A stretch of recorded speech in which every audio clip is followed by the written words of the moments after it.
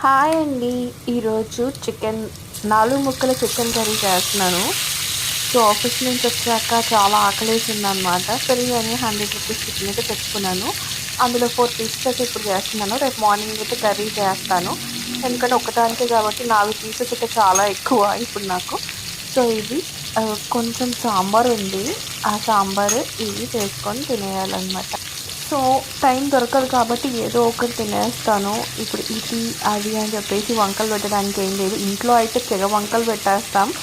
ఇప్పుడు ఏమో అంటారు కదా, కూటి కోసం కోటి కష్టాలు అన్నట్టు ఏదైనా తినేయాల్సిందే, తప్పదు. ఏదో ఆకలేస్తున్నప్పుడు ఒక 2 ముక్కలైనా కొంచెం రైస్తోని తినేస్తామన్నమాట. కానీ ఇంట్లో మాత్రం తెగ వంకలు పెట్టేస్తాం.